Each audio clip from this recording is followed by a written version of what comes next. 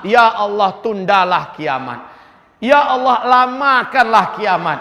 Karena takutnya dia menempati apa yang telah dia dikasih lihatkan kepadanya. Paham kaum muslimin? Mulailah sejak itu dia disiksa. Dia dihantam, dia disiksa. Jeritannya kata Rasulullah terdengar oleh seluruh makhluk yang ada di bumi ini. Illa thaqalain, kecuali thaqalain, yaitu jin dan manusia. Masya Allah. Kaum muslimin, hamba-hamba Allah yang kami muliakan. Ini perjalanan tentang ruh. Saat dia sudah menyelesaikan tanya jawab dengan malaikat, diperlihatkan apa yang diperlihatkan, maka roh orang munafik, orang kafir dihantamkan dan diantarkan ke dalam perut bumi. Syekh Islam Ibn Taimiyah menyebutkan dia di tempat tinggalkan dalam sijjin.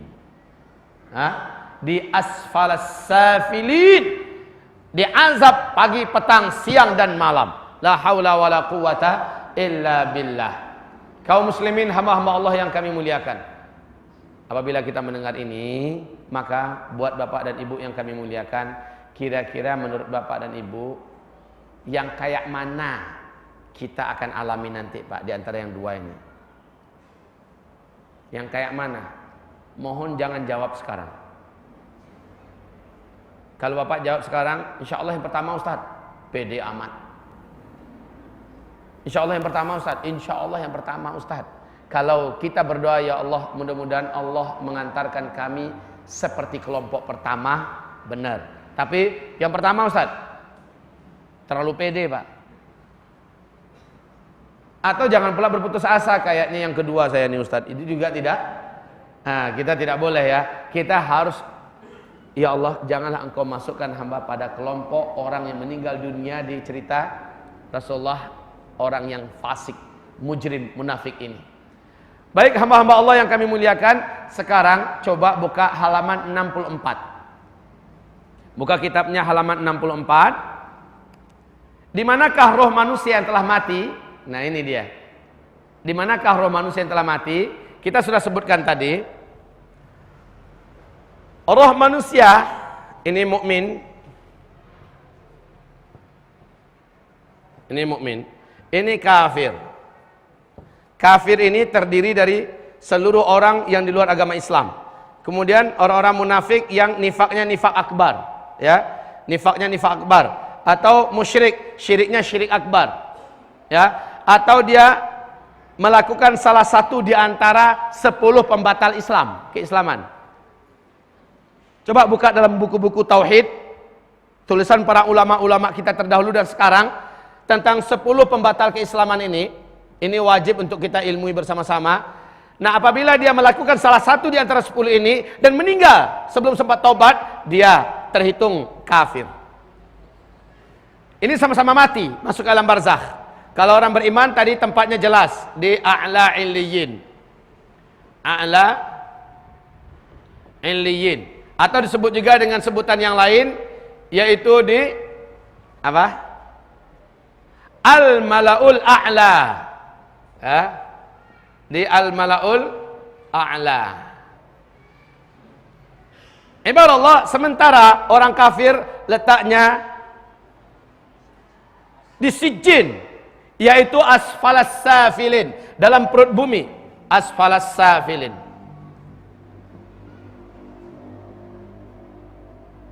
Masya Allah. Diapain dia? Disiksa. Sampai kapan? Sampai hari kiamat. Hadis-hadisnya banyak. Silakan nanti dibaca di situ. Orang-orang yang disiksa di alam kuburnya, silakan nanti dibaca. Yang belum punya buku tersedia di luar. Nanti dibaca Pak. Kaum muslimin, lalu ceritakan setelah dibaca, apakah salah satu penyebab azab kubur itu ada saya kerjakan nggak hari ini? Coba lihat Pak. Kenapa seseorang diazab dalam kuburnya? Apa yang dia lakukan ketika hidupnya di dunia? Hadis-hadisnya sahih. Jelas betul Nabi menceritakan step demi step, langkah demi langkah yang terjadi kaum muslimin. Kenapa seseorang diazab? Ada juga tentang yang sekarang ini sebentar lagi kita akan masuk penyebab-penyebab amalan-amalan di dunia yang menyebabkan orang lepas dari azab kubur. Tidak akan pernah merasakan azab kubur. Nah, apa amalannya? Siapa-siapa orangnya? Insya Allah Bapak Ibu yang kami muliakan, kalau tak sempat kita sampaikan hari ini semuanya, kita telah mengisyaratkan dan rujuklah kepada kitab-kitab yang telah ditulis oleh para alim ulama kita yang bermanhaj salaf. Kaum muslimin, selesai. Kita tidak tahu satu di antara dua ini manakah posisi kita.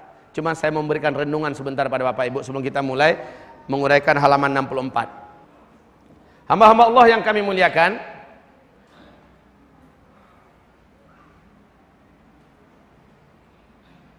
saya buat renungan sebentar buat Bapak dan Ibu semuanya. Pernah dengar kisah ini tidak? Saya jadikan ini PR buat Bapak. Cari namanya siapa? Dia di kalangan tabi'in. Mujahid. Hafiz Quran 30 juz. Ikut peperangan kemana-mana saja. Dan dia orang yang berilmu. Ketika terjadi penaklukan salah satu wilayah yang dikuasai oleh Romawi, maka di negeri taklukan dia berpapasan, matanya berpapasan dengan seorang wanita Eropa, berambut pirang, bermata biru, berkulit indah, berhidung mancung, dan sangat cantik. Dia pun jatuh hati kepada wanita itu, si Mujahid yang tabi'in ini. Tolong nanti jadikan ini PR, silakan dibuka kitabnya, searching di internet juga boleh. Tanyakan pada ustadz yang lain, ini saya jadikan PR. Siapa nama tokoh ini? Akhirnya dia mengajukan surat lamaran kepada wanita tersebut. Berkenanlah engkau menjadi istriku. Jawaban wanita ini adalah, bisa, tapi kita beda agama. Jika engkau mau, aku siap menjadi istrimu. Tapi keluargaku pasti menolakmu. Kecuali kalau engkau masuk ke agama kami, maka pasti aku akan menjadi istrimu. Dan aku juga menginginkan engkau jadi suamiku. Masya Allah. Ternyata syahwat telah mengalahkan dan menutupi, membutakan mata hatinya. Lelaki tabi'in ini, Masya Allah kaum muslimin, dengan hafalan Qur'annya yang 30 juz, dengan jihadnya yang selama ini Masya Allah, dengan ilmunya yang luas, ternyata dalam kali ini, diuji dengan ujian yang kali ini, dia gagal. Dan dia pun menikah dengan wanita itu setelah menyatakan keluar dari Islam. Tidak lama Pak, beberapa tahun saja pernikahan ini, dia meneguk kenikmatan yang menipu dan sesaat ini, dia meninggal dunia. Dia meninggal dunia. Dalam keadaan masih di agama istrinya. Dan menjelang meninggalnya, 2 ayat yang selalu diulang-ulanginya. Yang lain dia tidak hafal lagi. 2 ayat itu adalah ayat-ayat azab. Akhirnya dia meninggal su'ul khatimah. Sejarahnya ditulis oleh Al-Hafiz Ibnu Katsir dalam kitab Al-Bidayah wan Nihayah. Ditulis oleh para ulama-ulama ahli sejarah. Masya Allah. Coba tebak siapakah nama tabi'in ini. Kalau ada yang mampu menjawab, saya yang bayarkan kitab di luar. Satu untuknya. Ada? Ada yang bisa jawab? Siapa namanya? Abdullah bin?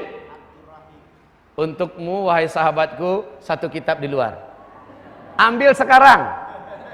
Ambil sekarang. Masya Allah. Kaum muslimin, lihatlah itu. Baik yang terkini, berita terkini. Berita terkini. Seorang ustadz di kota tempat tinggal saya, Payakumbuh, Sumatera Barat. Dia ustadz. Bulan Ramadan dia ceramah kemana-mana masjid, menyampaikan jangan berputus asa dari rahmat Allah. Kemana-mana masjid itu judul ceramahnya. Jangan berputus asa dari rahmat Allah. Lepas Ramadan, nah, alhamdulillah, semoga berkah. Dibaca ya Pak ya. Iya. Allah yajzik khair. Ya. Yang lain menunggu pertanyaan berikutnya. Kaum muslimin, hamba-hamba Allah yang kami muliakan, setelah itu ulama tersebut selepas Ramadan dia sering banyak menyendiri, banyak menyepi, mukanya sering muram. Lepas Ramadan, lepas Idul Adha, Idul Fitri, seperti bersama jauh dari orang. Kemudian dia pun hilang dari peredaran, tidak nampak di mana. Pintu rumahnya tertutup terus. Jendelanya tertutup. Lama-kelamaan tercium bau busuk oleh orang-orang yang lewat depan rumahnya. apalagi oleh tetangga. Makin hari makin menyengat, Pak. Seminggu lamanya tertutup pintu itu, baunya makin tajam. Orang-orang akhirnya memaksakan diri, singkatnya rumahnya pun dibuka paksa.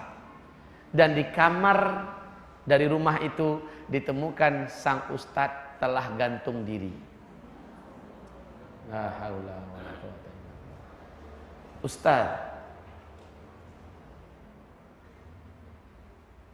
kisah tabi'in tadi, Masya Allah. Siapa kita? Apakah kita merasa pede dengan amalan kita yang selama ini belum seberapa? Apakah kita merasa sangat yakin? Apakah menurut kita ibadah kita lebih hebat daripada bersisa?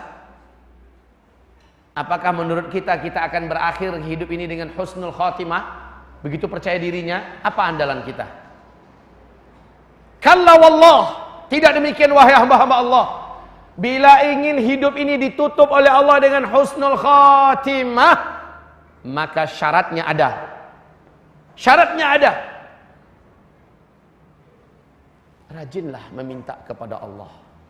Minta jenis kematian yang kita mau, karena ini amalan para sahabat, ini amalan para tabi'in. Minta jenis kematian yang kita mau. Kita ingin mati dalam keadaan puasa Senin Kamis umpamanya karena Allah, kita ingin mati di medan jihad, kita ingin mati dalam keadaan haji, kita ingin mati di depan Al-Quran sedang baca Quran, kita ingin mati sedang sujud. Minta dari sekarang, pesen. 2, lakukan selama hidup ini amalan-amalan yang memang diperintahkan oleh Allah dan Rasulnya. Titik.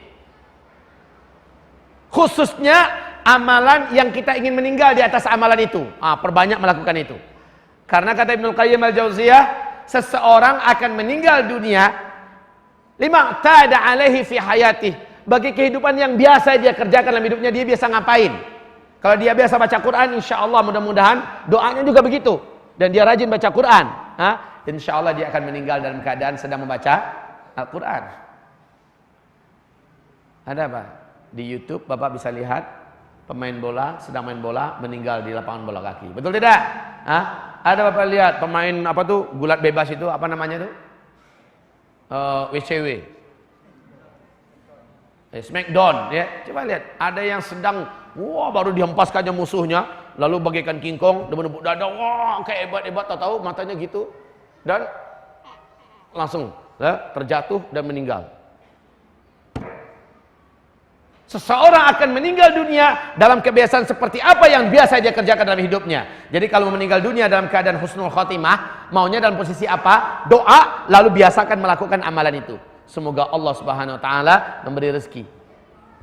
Insyaallah. Dalam riwayat yang diriwayatkan Imam Ahmad, Abu Daud, Rasulullah sallallahu alaihi wasallam bersabda, sesuatu yang dapat merubah takdir adalah doa. Ibarat Allah, maka doa ini ya, nanti di buku Zikir Akhir Zaman ada sebuah hadis di situ di mana Ibnu Qayyim menjelaskan dahsyatnya hadis ini tentang seseorang tidak akan mampu merubah takdirnya kecuali dengan doa. Dia akan mampu, Pak.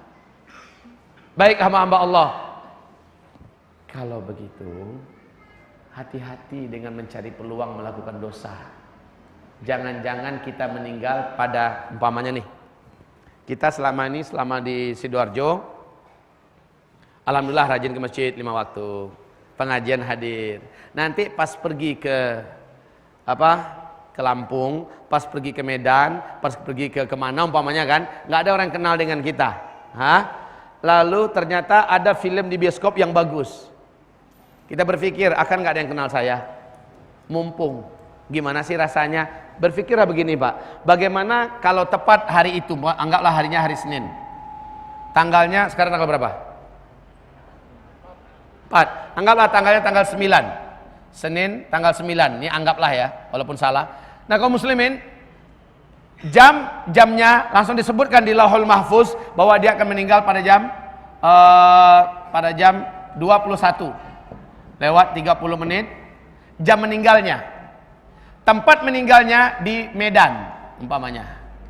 Cara meninggalnya Allah yang memberikan hak kepadanya memilih. Apakah dia memilih meninggalnya dalam keadaan bunuh diri? Apakah dia memilih meninggalnya dalam keadaan salat, dalam keadaan baca Quran?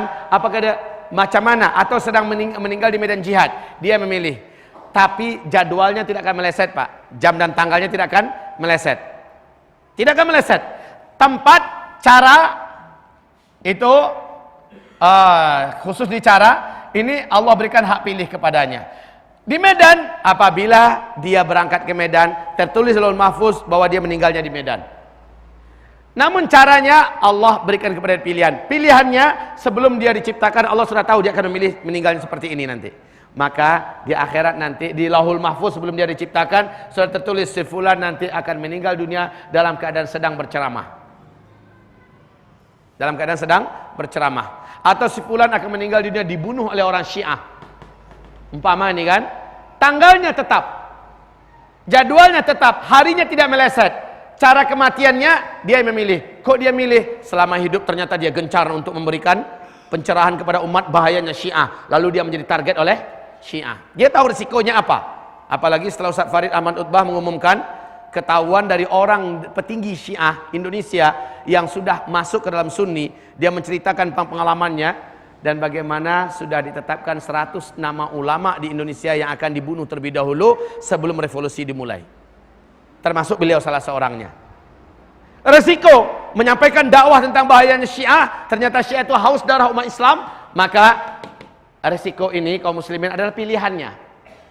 Kematiannya tetap pada tanggal dan jadwal, cara matinya Allah Subhanahu wa taala yang Maha mengetahui bahwa dia akan memilih matinya seperti ini. Termasuk orang mati bunuh diri. Itu pilihannya. Baik, ini bab takdir ini. Kalau ada pembahasannya tersendiri. Kaum muslimin, kita kembali pada topik kita tadi. Apa tadi? Jadi hamba-hamba Allah, kematian seperti apa yang kita pilih? Kita doakan dari sekarang. Saya yakin Bapak yang rajin ngaji, apalagi ini pembahasannya akhir zaman, insya Allah malam nanti dan besok, Bapak akan memilih, ya Rabb, hamba pasti mati ya Allah. Nyawa yang ada di tubuh ini pasti akan keluar pada waktunya. Izinkan hamba ya Allah, tepat pada waktu itu engkau bimbing hamba untuk berada di medan jihad. Ini umpama ya, engkau bimbing hamba untuk berada di tanah suci ya Allah. Hamba ingin engkau ambil ketika hamba sedang talbiyah, sedang berpakaian ihram. Hamba ingin bangkit nanti pada hari kiamat dalam keadaan bertalbiyah. Subhanallah, bisa, minta. Lalu kaum muslimin, kalau begitu rajin-rajinlah, upayakan tiap tahun bisa umroh sekali. Kan gitu kan? Siapa tahu doa kita yang kita wujudkan dalam bentuk amal, tiap tahun upayakan umroh sekali. Umroh sekali. Kalau ingin umroh sekali dalam 2 bulan, sekali 3 bulan bisa, buka travel sendiri. Dampingi jemaah berangkat. Saya waktu buka travel sendiri Pak, tiap bulan berangkat Pak. Tiap bulan berangkat. Sampai bosan orang imigrasi itu melihat wajah saya. Paspor saya begitu cepat ganti Pak, ganti paspor. Karena sebulan itu bisa 2 kali saya berangkat. Ya, nah kaum muslimin yang kami muliakan, sekarang saya sudah tobat. Tobat apa? Buka travelnya. Hancur kita Pak, hancur. Saya lelah, umat banyak tinggal ya. Kemudian ternyata yang hasil yang terjadi adalah utang-utangan saya. Lebih 500 jutaan saya harus berutang, yang sampai hari ini masih bayar aja tiap bulan, masya Allah. Ya. Saya sarankan Ustaz nggak usah urus travel deh gitu. Ustaz cukup diminta jadi pembimbing ibadah haji, ibadah umroh, itu ahsan. Tapi ngurus travel sendiri Pak, mencret. Kalau nggak punya nyawa cadangan, jangan coba-cobalah. Gitu. Ini saran-saran saya kalau ada ustaz di kalangan kita ini, atau sarankan ustaznya, Ustaz lepaskan travelnya Ustaz. Mesti Pak, orang ngurus travel itu tidak akan tenang hatinya, tidak akan tenang Pak. Dikejar-kejar ketakutan terus, visa. Nanti tiket, nanti di sana hotelnya diserobot oleh orang Arab, macam-macam lah Pak, stres gitu kan. Ada jemaah yang begini, perangainya begitu, dari hubungannya baik-baik jadi tidak baik, masya Allah, la haula wala quwata illa billah. Jadi kaum muslimin yang kami muliakan, baik ya, kita kembali kepada su'ul khatimah. Seumur hidup dia mengamalkan amalan yang baik, ternyata akhir hayatnya dia su'ul khatimah. Apa yang salah? Apa yang salah? Maaf ini, mungkin saja yang bersangkutan ketika dia berjihad, mujahid, dia termasuk di mata Allah orang yang bukan orang yang ikhlas. Bisa jadi begitu, hanya Allah yang tahu kan masalah yang itu. Sehingga dia tidak berhak mendapatkan pahalanya jihad. Bisa jadi sang ustadz yang ada di Sumatera Barat yang meninggal dunia gantung diri itu. Ada sesuatu perbuatan yang semasa hidupnya dia hobi melakukannya, sementara orang lain tidak tahu, dan dia akhirnya mendapatkan hukuman oleh Allah Subhanahu wa taala dengan pilihannya sendiri. Wallahu a'lam. Kita seperti apa? Orang yang ikhlas atau tidak kita ini? Kalau ikhlas ngapain sering menyebutkan amal kita pada orang? Kalau kita termasuk orang ikhlas, ngapain harus tahu orang-orang kita sudah mengamalkan apa? Kalau memang ikhlas, kenapa tersinggung dan sakit hati ketika kita dituduh tidak melakukan suatu amalan soleh padahal kita sudah melakukannya? Lalu akhirnya kita terdorong untuk menceritakannya. Kenapa kita harus marah ketika kita dipecat jadi pengurus masjid padahal masjid ini kalau bukan jasa kita nggak akan berdiri masjid ini? Kalau memang ikhlas, karena orang yang ikhlas Pak tidak akan berubah dia. Orang yang ikhlas itu tidak akan berubah. Afwan ini saya nyintil sana sini supaya banyak manfaat dari menyampaikan satu materi ini. Tapi coba lihat kebalikannya. Seorang musyrik kafir datang kepada Nabi Muhammad SAW. Ya Muhammad, izinkan saya berperang bersama anda. Saya ngefans berat dengan anda.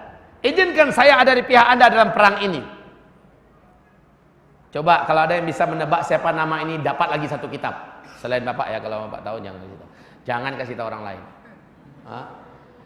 Orang kafir musyrik ini datang kepada Nabi Muhammad berkata, ya Muhammad, sukakah anda jika saya bergabung dalam barisan anda, pasukan anda, lalu kita berperang bersama melawan musuh-musuh anda? Kata Nabi, tidak, kecuali kalau kamu masuk Islam.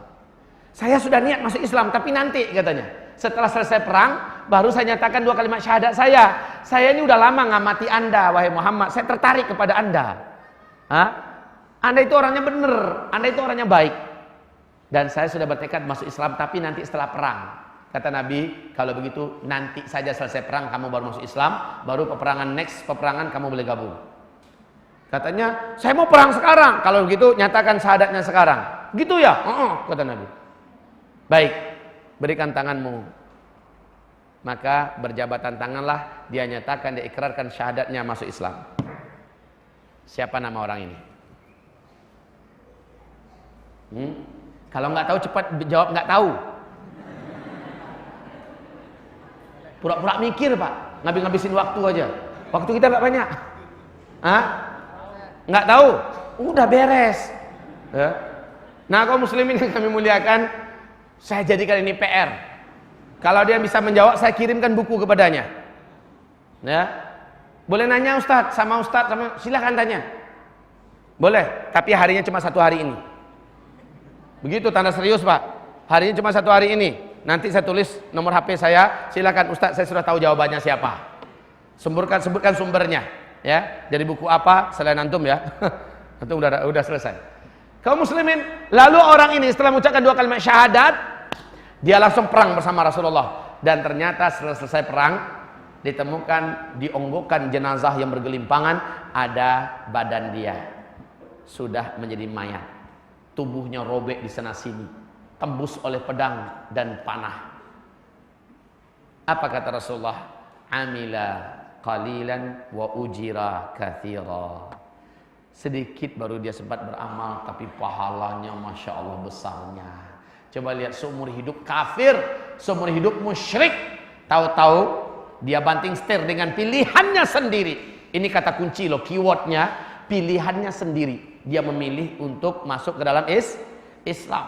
Pilihannya sendiri. Macam orang-orang murtad itu pilihannya sendiri apa tidak itu? Orang yang bunuh diri itu pilihannya sendiri apa tidak? Iya kaum muslimin. Dengan pilihannya sendiri, dia akhirnya menyatakan Islamnya dan syahadatnya. Tahu-tahu dia tidak sadar bahwa umurnya hanya sampai di situ. Meninggal dia dalam keadaan itu. Coba kalau betul-betul ditunda nanti Pak. Lepas perang niatnya udah mati duluan, tetap pada jamnya Pak. Bisa jadi dia meninggalnya di atas katil. Katil itu bahasa Malaysia, di atas tempat tidur. Atau sambil nunggu orang perang selesai, mati dari situ. Tapi alhamdulillah Nabi menawarkan sekarang kamu masuk Islam, dan dia langsung masuk Islam dan dia terbunuh. Jadi matinya tidak meleset Pak, tetap pada jadwalnya. Nah Pak, kalau meledak perang di Indonesia ini, Syiah revolusi, kudeta terjadi semacam di Yaman, Bapak ikut berperang, percayalah Pak, kematian Bapak tidak akan dipercepat oleh Allah karena ikut peperangan itu. Bapak tetap akan meninggal pada jadwalnya. Camkan ini baik-baik. Camkan kalimat ini baik-baik. Bapak tetap akan meninggal pada jamnya. pada harinya, pada tanggalnya, tapi caranya Bapak yang pilih. Camkan ini baik-baik. Sebagaimana Bapak lari daripada peperangan, sembunyi ke hutan, ke gua, bawa anak bini umpamanya, Bapak tetap akan meninggal pada jadwalnya. Jadi jangan memikirkan bahwa perang mempercepat kematian, sebagaimana lari dari perang menunda kematian. Abadan tidak demikian. Manakah roh manusia setelah, jadi judul kita hidup sesudah mati ya. Di manakah roh manusia sambil menunggu kiamat? Di manakah roh manusia sambil menunggu kiamat? Lihat di halaman 64. Lihat dalilnya masing-masing. Dari ayat-ayat Allah dalam Al-Quran, dari hadis-hadis Nabi yang sahih. Khusus ruh para Nabi dan Rasul, mereka diletakkan di tempat yang tertinggi, yang disebut dengan A'la Illiyin. Ini mereka diletakkan di A'la Illiyin. Ibarat Allah yang kami muliakan, atau di Al-Mal'ul A'la, alam yang tertinggi di sisi Allah Subhanahu wa ta'ala. Jadi nanti orang-orang beriman tidak ketemu dengan Nabi dan Rasul, beda level. Ternyata di alam barzakh, orang-orang yang diletakkan di tempat yang nikmat di atas sana, itu level-levelnya beda-beda, Pak. Level-levelnya berbeda-beda. Sesuai dengan perbedaan kenikmatan yang ada di masing-masing level yang berbeda-beda tersebut sambil menunggu kiamat. Bunda Aisyah berkata, Rasulullah saat beliau masih sehat, beliau pernah bersabda, tidaklah ada seorang nabi pun yang diwafatkan melainkan ditanya kepadanya, Anda mau wafat pada jadwalnya atau mau diperpanjang umurnya? Kayak Nabi Musa, Pak. Nabi Musa dalam Sahih Bukhari, dia didatangi oleh malaikat maut. Nabi Musa ditatap tajam oleh malaikat maut ini. Apa kata Nabi Musa? Apa lihat-lihat saya? Tahu kan Nabi Musa, Pak? Nabi Musa ini strength, Pak. Jagoan yang pernah satu kali tinju aja orang mati di tangannya. Nah sekarang malaikat maut lihat-lihat tajam. Bukan pandangan yang bersahabat. Nabi Musa mendekatinya, mau apa kamu lihat-lihat saya? Anda mau apa lihat-lihat saya? Kalau bahasa preman sekarang, bapakmu lihat-lihat saya, kan gitu kan? Nah kaum muslimin, lalu laki-laki itu berkata, saya malaikat maut. Nabi Musa menganggap laki-laki ini sedang berolok-olok, ngaku-ngaku malaikat maut. Maka ditampar oleh Nabi Musa alaihi salam. Sehingga kata Rasulullah dalam hadis Sahih Bukhari, pindahlah gerahamnya. Ini kan nempel ke tengkorak kepala nih. Lepas, Pak. Bergelantungan, lepas. Ditampar oleh Nabi Musa.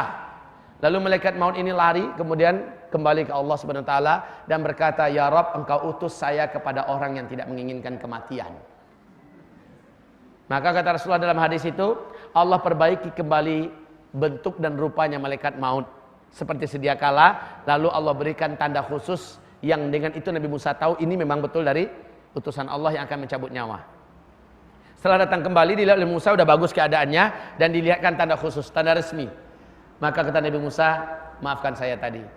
Berarti sudah tiba jadwal saya ya? Kata Nabi Musa. Iya, kata malaikat maut. Tapi Allah memberikan dispensasi kepadamu. Seperti nabi-nabi sebelumnya juga. Kata Allah, hai Musa, jika engkau ingin umurmu ditambah, maka tempelkanlah telapak tanganmu di atas tubuh lembu. Maka setiap bulu lembu yang engkau tempelkan telapak tanganmu di atasnya, setiap satu helainya umurmu Allah panjangkan lagi 1 tahun lagi. Berapa banyak tawaran perpanjangan umur dari Allah untuk Nabi Musa. Apa kata Nabi Musa? Tidak, untuk berjumpa dengan sang kekasih, dengan Allah Subhanahu wa taala saya tidak mau ditunda walau hanya sebentar. Laksanakan kerjamu tepat pada jadwalnya. Maka meninggallah Nabi Musa. Maka kata Nabi Muhammad, setiap nabi dan rasul pasti ditawarkan begitu. Setiap nabi dan rasul. Sama dengan Nabi Muhammad. Malaikat Jibril berbisik, "Hai Muhammad, sebelum saudara kita malaikat maut ini mencabut nyawamu, Allah memberikan izin kepadamu untuk mau diperpanjang nyawa, umur, Allah akan panjangkan lagi." Kata Nabi, tidak, untuk berjumpa dengan Allah saya tidak mau ditunda-tunda. Saya mau sekarang. Tetap pada jadwalnya.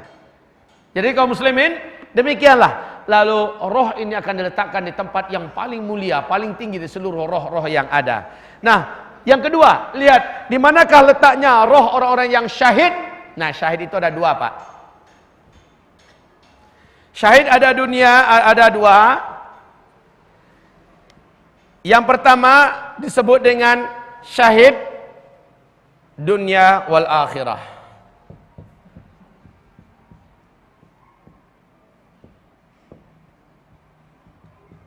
Yang kedua disebut dengan syahid sebatas hitungan dunia. Syahid dunia wal akhirah adalah seluruh orang yang terbunuh di medan perang melawan orang kafir untuk tingginya kalimah Allah Subhanahu wa taala. Untuk mereka diberikan 6 janji, 6 keistimewaan. Lisyahidi 'indallahi sittu khisal. Untuk orang yang syahid yang terbunuh di jalan Allah, Allah berikan kepadanya 6 keistimewaan. Pertama, yughfaru lahu dhunubuhu fi awali daf'atin min damih wa yara maq'adahu minal jannah. Ini yang pertama, diampuni seluruh dosa-dosanya saat tetesan darah pertama, satu tetes pertama keluar, seluruh dosa-dosa masa lalunya Allah hapuskan seluruhnya. Masya Allah. Dan menjelang meninggal diperlihatkan pemandangan surga dan tempatnya di dalam surga. Makanya Pak, rata-rata orang yang syahid pasti Bapak akan temukan wajahnya senyum. Pasti Pak, kadang-kadang ada yang seperti tertawa. Ya, karena melihat sesuatu yang menggembirakan dan dia akan diletakkan di situ. Wa yara maq'adahu minal jannah. Yang kedua, wa yujaru min adzabil qabr. Ini yang kedua. Untuk orang yang syahid terbunuh di medan tempur, syahid yang paling tinggi ini, yaitu dia bebas dan aman dari azab apapun, dari azab-azab kubur. Bahkan dia tidak merasakan proses apa-apapun di kubur. Saat dia meninggal Pak, coba aja nanti Bapak nggak percaya. Saat dia meninggal, maka berbaris-barislah para malaikat membentuk barisan untuk menyongsong, semacam dibuatkan barisan khusus. Ketika rohnya dibawa, dia sudah melihat malaikat yang berbaris-baris dan langsung diantarkan ke taman-taman surga. Terus nanti yang ketiga, wa yujaru min adzabi wa ya'manu yaumil faza'il akbar, kata Rasulullah. Khusus orang yang terbunuh di medan tempur, berperang di jalan Allah demi tingginya kalimat Allah. Mereka-mereka ini akan aman seaman-amannya pada hari seluruh manusia ketakutan di padang mahsyar. Yang ketiga. Yang keempat, kata Rasulullah sallallahu alaihi wasallam, yudha'u ala ra'sihi aw fawqa ra'sihi tajun al-yaqutatu minhu khairum minad dunya ma fiha. Diletakkan nanti di atas kepalanya satu mahkota yang bertaburan dengan batu-batu mulia. Satu batu itu, kata Rasulullah, lebih mahal harganya daripada bumi dan segala isinya. Yang kelima, wa yushaffi'u sab'ina min aqaribih. Dia diberi hak oleh Allah dapat menolong dan memberi syafaat kepada 70 orang karib kerabatnya. Allahu Akbar. Allahu Akbar. Dan yang keenam, wa yuzawwaju min ithnataini wa sab'ina min huril 'ain. Dia akan dinikahkan dengan 72 orang bidadari-bidadari surga. Khusus bagi yang para bujangan, jangan cemas. Saya belum kawin di dunia. Jangan cemas. 72 bidadari menunggunya, insya Allah sebagai istrinya. Tapi Pak, bagi orang-orang soleh, orang beriman, orang yang bertakwa biasa, meninggalnya di atas kasur biasa, paling-paling dinikahkan dengan 3 bidadari nanti Pak. Ya, 3 bidadari. Bapak cuma dapat 3 bidadari Pak. Kecuali kalau Bapak jadi hafizul Quran. Kalau hafizul Quran lillahi ta'ala, Bapak akan mendapatkan 9 orang bidadari. Ya, tapi kalau syahid di medan tempur Pak 72 Pak. 72. Subhanallah. Lalu kami di mana Pak Ustaz, kata ibu-ibu. Udah kan dia jelasin tadi. Kalau ibu-ibu alhamdulillah masuk surga, ibu yang memotivasi suami sehingga dia berjihad, lalu dia terbunuh di jalan Allah Subhanahu wa taala, ibu akan menjadi ratunya seluruh para bidadari. Dan saat itu ibu akan mendapatkan kehidupan yang abadi di samping suami ibu yang paling ibu cintai. Subhanallah. Amin. Semoga ibu-ibu yang ada di ruangan ini nanti jadi ratu-ratu bidadarinya. Amin ya rabbal alamin. Bapak kok nggak ada yang ngaminin Pak? Udah nggak cinta ya? Kalau cintanya lengket sama istrinya pasti aminnya kenceng juga. Amin ya Allah. Baik kaum muslimin, 6 keistimewaan. Lah, yang di bawah itu siapa? Syahid fid dunya. Lihat. Oh ya, orang-orang yang syahid di atas itu tidak boleh dikatakan mati. Tidak boleh dikatakan mati. La tahsabanna alladhina qutilu fi sabilillahi amwata. Jangan kamu katakan orang-orang yang terbunuh di medan perang, di jalan Allah, amwat, mereka mati. Jangan katakan. Sebenarnya agak rancu Pak, mati syahid itu rancu itu sebenarnya. Cukup katakan semoga dia syahid insyaallah. Allah yang Maha tahu. Cukup katakan begitu. Tapi kalau katakan mati syahid, Allah sendiri mengatakan jangan kamu katakan dia mati. Bal ahya, tetapi dia senantiasa hidup. Pak, kalau dia betul-betul syahid, biasanya jasadnya itu Pak tidak akan pernah busuk, tidak akan pernah berulat, tidak akan dimakan tanah, utuh, darahnya terus mengalir. Lihat ketika banjir besar terjadi di Madinah, 2 abad yang lalu banjir besar terjadi di Madinah Pak. Makam syuhada Uhud itu Pak pernah pasirnya, tanahnya ke bawah. Sehingga beberapa puluh jasad nampak Pak utuh kayak baru dikuburkan. Allahu Akbar. Itu yang syahid. Kenapa? Dia nggak dianggap mati kok. Sehingga tubuhnya tetap utuh. Syahid. Makanya orang yang terbunuh di medan tempur itu Pak nggak dimandiin, nggak dikapanin, nggak disolatin. Betul tidak? Karena nggak dianggap mati. Ngapain dia? Bersenang-senang. Di mana? Lihat di buku. Rasul menjelaskan dia ada di dalam paruh burung hijau besar dan terbang kemana-mana, kemanapun dari seluruh surga itu dia terbang. Ya, dia bebas ngambil apa saja, walaupun belum boleh jadi penghuni surga, tapi dia bebas ikut burung tersebut ke surga mana saja dia mau. Burung itu seolah tahu keinginan orang syahid yang ada di dalam tenggorokannya. Apa namanya itu Pak? Nah, ya. Jadi dibawa kemana saja mau dibawa. Sampai kiamat, Masya Allah. Subhanallah. Makanya sekali lagi itu yang di atas. Tapi yang di bawah, syahid dunia ini apa maksudnya? Rasul bertanya kepada sahabat, siapakah yang syahid di antara umatku? Jawaban para sahabat macam-macam. Ya Rasulullah, yang setahu kami yang syahid itu cuma yang terbunuh di medan perang. Kata Rasul, fasyahidu min ummati idzan laqalil. Kalau begitu alangkah sedikitnya orang yang syahid dari umatku. Segini banyaknya umatku, cuma yang terbunuh di medan perang saja yang dihitung syahid, sedikit amat. Kata Rasulullah tidak. Maka Nabi sebutkan satu persatu. Orang yang meninggal dunia, syaratnya ya, syaratnya orang tersebut supaya tidak terjadi pengulang-ulangan, dia muslim, tidak musyrik, tidak syirik, dan punya amal soleh yang wajib-wajib. Ini dulu. Kemudian intinya dosa-dosa besar dia telah tobat atau dia tinggalkan. Ini syarat 3. Nah, kalau orang ini meninggal dalam keadaan beberapa hal berikut ini, 1, 2, 3, 4 dan seterusnya. Apa yang pertama? Rasul mengatakan orang yang terbunuh, orang yang meninggal dunia karena terbakar, dia syahid. Tapi orangnya orang kayak gini ya, orang kayak gini. Dan oh ya, satu lagi syaratnya dia tidak matinya karena bunuh diri, membakar diri. Maka orang-orang macam ini bismillah ta'ala seandainya meninggal karena terbakar, tidak bunuh diri. Nah, kaum muslimin, insya Allah, 1, meninggalnya karena terbakar, terkurung dalam komplek yang terbakar, meninggal, syahid. Yang kedua, karena gharik.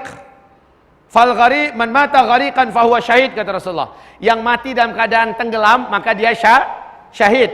Yang ketiga, man mata minal hadami syahid. Siapa yang mati karena ditimbun oleh reruntuhan, pokoknya gempa nih, Kita sedang tidur, rumah kita yang temboknya tinggi langsung menghantam kita, syahid. Atau kita melewati sebuah tebing dengan motor, dengan tahu tebingnya runtuh, tertimbun, syahid, ya. Begitu, Pak. Atau orang yang ketimpa oleh sesuatu, umpamanya Bapak lewat di sebuah toko bangunan. Oh, bukan gedung yang sedang dibangun, ya. Lantai 10 sekarang ini lagi dibangun. Tahu-tahu Bapak kejatuhan paku, Pak, ke kepala Bapak, mati, syahid. Ya, pakunya 1 ton, Pak. Masih dalam peti. Syahid. Kalau satu nggak mungkin syahid kan? Lah kaum muslimin, yang keempat, orang ini meninggal karena mamata duna malih. Karena dia bela hartanya mau dirampok, dirampas kayak begal-begal. Dia coba membela, ternyata dia dibunuh, maka syahid. Man mata duna irdihi. Dia mau diperkosa, dia melawan, lalu dia dibunuh, syahid. Karena kehormatannya. Atau istrinya mau diperkosa, anaknya mau diperkosa, dia mencoba menjaga kehormatan anaknya, istrinya, lalu dia terbunuh di situ, syahid. Man mata duna dinih, disuruh murtad dia nggak mau, kemudian dia dibunuh, syahid. Ya, itu hitung-hitungan syahid, Pak, banyak. Kemudian orang yang mati karena penyakit menular, penyakit menular, ta'unkah penyakitnya itu apa, menular, meninggal, syahid. Orang yang mati kata Rasulullah karena sakit yang ada di kepalanya. Dia sudah berobat dengan pengobatan yang halal, yang benar, enggak sembuh-sembuh, meninggal dunia, dia syahid. Orang meninggal karena penyakit yang derita di perutnya, dan dia berobat kemana-mana, ternyata juga tidak sembuh-sembuh. Dia bersabar, dia ikhlas, dia syahid. Ya. Kemudian orang meninggal dunia dalam keadaan dia pergi menimba ilmu, menuntut ilmu, keluar untuk urusan jalan dakwah. Ya, maka orang ini meninggal di situ, syahid. Man kharaja fi talabil ilmi fahuwa fi sabilillah hatta yarji, syahid. Jadi banyak sekali yang syahid ini kaum muslimin. Termasuk orang meninggal dalam keadaan melahirkan, menyusukan, hamil, meninggal dunia, syahid, subhanallah. Jadi ibu minta lagi sama suaminya, Mas, biar ada peluang syahid terbuka, Mas, tambah lagi, bilang. Tambah anaknya, bukan tambah istrinya. Allahumma sholli ala Muhammad. Ibarat Allah yang kami muliakan, apalagi yang terhitung syahid. Nah, orang-orang yang syahid ini di mana tempat mereka? Yuk kita dengarkan hadis yang di sebelahnya, halaman 65. Rasulullah SAW berkata, ini yang menceritakan adalah Abdullah bin Abbas.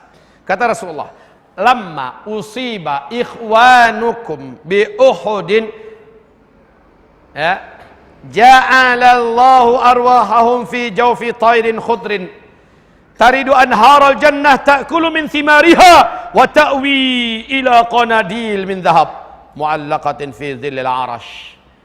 Artinya, ketika saudara-saudara kalian terbunuh dalam perang Uhud, Allah menempatkan ruh-ruh mereka di atas tembolok burung yang hijau.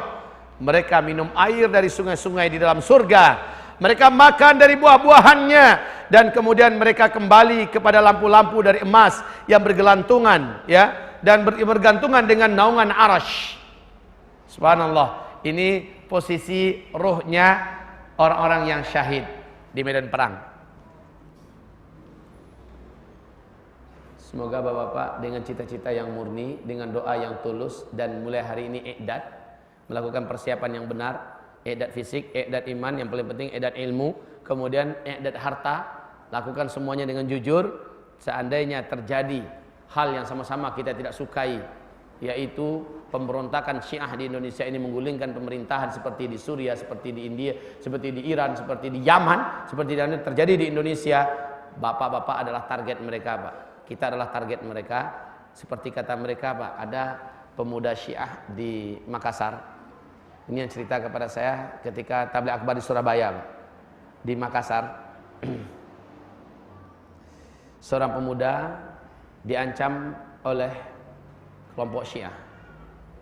Waktu kami di Indonesia ini sudah tidak lama lagi. Sekarang waktunya kamu bergabung dengan kami. Jika tidak, orang-orang berjenggot-jenggot macam kamu yang paling dulu kami habisi. Begitu bahasanya, Pak. Waktu kami untuk merevolusi Indonesia ini sudah tidak lama lagi. Kalau kamu mau bergabung, cepat sekarang. Jika tidak, orang-orang yang berjenggot macam kalian ini yang paling dulu kami kejar. Jadi Pak, tentu saja kita tidak mau jadi pecundang mereka. jadi bahan sembelihan mereka segala macamnya. Oleh karena itu dari sekarang Pak, pasang doa yang benar kepada Allah. Saya akan menjadi salah satu di antara pejuang Islam di Indonesia ini. Semoga saat itu terjadi, saya tidak lari dari medan tempur. Keluarga segala macamnya dari sekarang konsolidasi Pak. Lakukan, rapatkan barisan, lakukan konsolidasi dengan kelompok-kelompok yang masih ahlu sunnah wal jamaah. Maaf Pak ya, bukan saatnya lagi masalah kunut enggak kunut, masalah maulid enggak maulid, bukan saatnya lagi kita harus bertengkar di situ. Masalah Isra Mi'raj enggak Isra Mi'raj, masalah apa tuh baca bismillah sir jahar, bukan saatnya lagi. Tapi saatnya kita merapikan dan merapatkan saf antar satu dengan yang lain. Musuh bersama sudah diambang pintu. Indonesia mendekati revolusi. Kemarin saya baru bicara dengan orang terdekat, dengan orang-orang BIN Pak.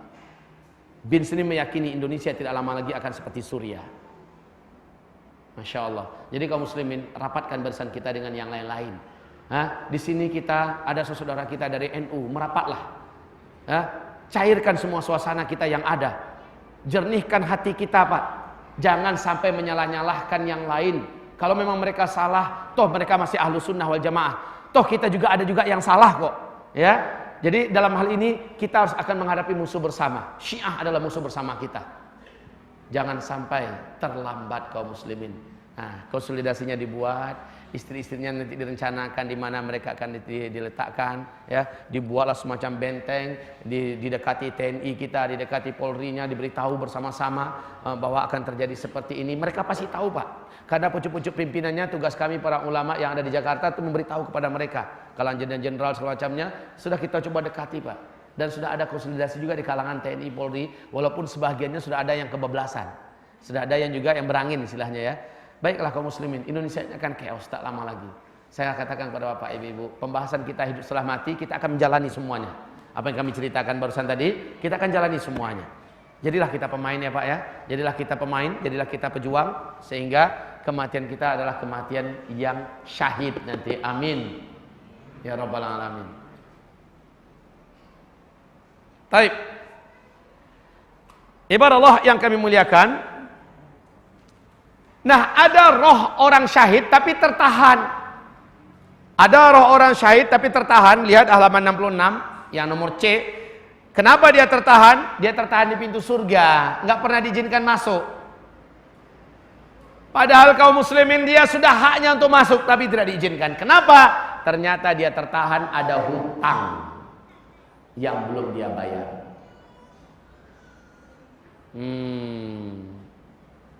Kepada sahabat-sahabatku semua, jika kita masih terlibat utang dengan bank contohnya, karena kita punya usaha, sekarang pastikan kita wajib melepaskan diri daripada bank itu. Kalau perlu lepaskan 1-2 aset kita, lepaskan mobil kita, lepaskan tanah kita, bebaskan diri dari hutang. Kalau kita punya hutang, berjihad kita syahid tertahan di pintu surga Pak. Sampai kita berurusan dengan orang yang kita punya hutang dengannya, lalu amal-amal kita ditransfer ke dia sebanyak utang kita. Ya, Allah yang menimbang berapa pahala yang diberikan kepadanya. Nah kalau pahala kita habis untuk utang-utang dibayar gimana Pak? La haula wala quwata illa billah. Hutang ini bayarkan. Rasulullah tidak mau menyolatkan orang yang masih berhutang. Rasulullah tidak mau menyolatkan orang yang masih berhutang. Upayakan hidup ini tidak ada utang. Kecuali betul-betul kita sedang berjuang sekarang untuk membayar hutang, dan rezekinya situ-situ aja, nggak pernah sempat bayar sampai kita meninggal. Semoga saja anak-anak kita di lapangan Allah rezekinya nanti, dan anak-anak kita bersedekah kepada kita dan menutupi hutang kita. Amin. Kalau tidak mau begitu, maka sekarang lepaskan dirinya dari hutang. Sekarang sudah dekat kaum muslimin. Apalagi kalau Bapak dengarkan ceramah nanti malam, insya Allah Taala, besok siang, besok pagi. Lebih seru lagi keinginan Bapak untuk melepaskan diri dari hutang akan semakin kuat. InsyaAllah ta'ala. Baik, hamba-hamba Allah yang kami muliakan. Jadi, asyuhada ala bariqin nahar bi babil jannah fi qubati khadra yakhruju alaihim rizquhum minal jannati bukrata wa ashiyya. Ini tentang orang-orang yang syahid. Kecuali yang syahidnya masih berutang dengan teman-temannya dulu di dunia. Baik. Yang ketiga. Nah, orang-orang mukmin yang soleh, yang tidak terbunuh di medan perang. Dia soleh. Di mana tempatnya? Dengarkan hadis ini. Innama nasmatul mu'min ta'ir ya'luqu fi syajaril jannah hatta yurji'ahu Allah tabaraka wa ta'ala ila jasadihi yawma yab'athuh. Ini hadisnya Diriwayatkan oleh Ibnu Majah, Imam Ahmad, Syekh Albani menyatakan hadis ini dalam Sahih Al-Jami'.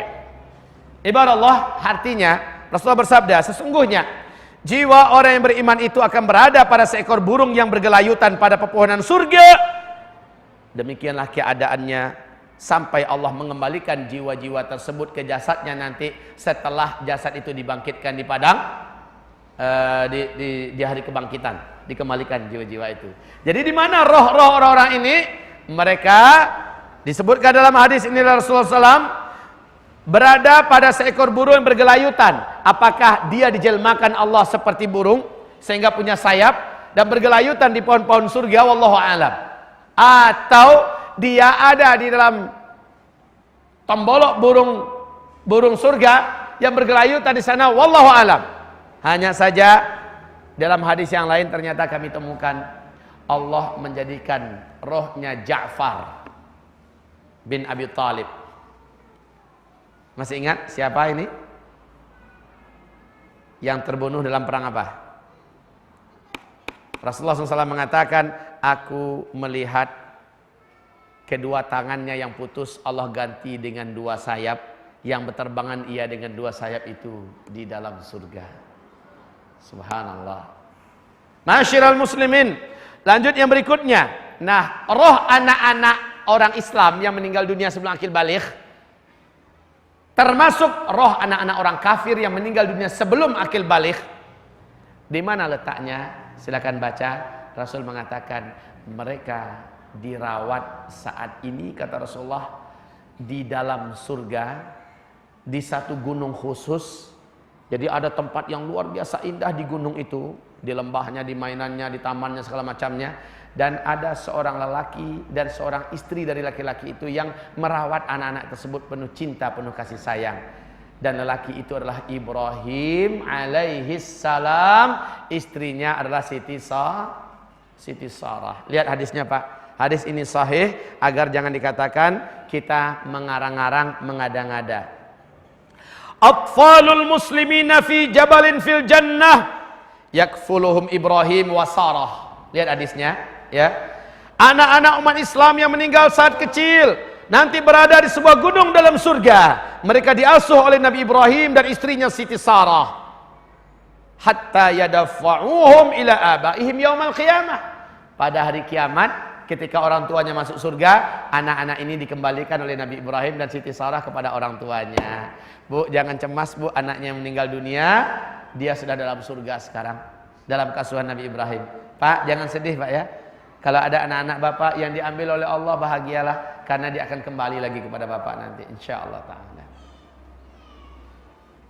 Masyiral muslimin, ada yang bertanya kepada Rasulullah, dan termasuk Bunda Aisyah bertanya, ya Rasulullah, bagaimana dengan anak-anak Yahudi yang mati? Di mana tempat mereka? Dalam Sahih Bukhari dan juga di Sahih Muslim Nabi menjawab, hum atfalul jannah. Mereka nanti juga menjadi anak-anak surga. Bagaimana dengan anak-anak Nasara? Atfalul jannah. Mereka anak-anak surga. Bagaimana dengan anak-anak Majusi? Anak-anak yang tidak punya agama orang tuanya. Atfalul jannah. Mereka seluruhnya adalah anak-anak surga. Subhanallah.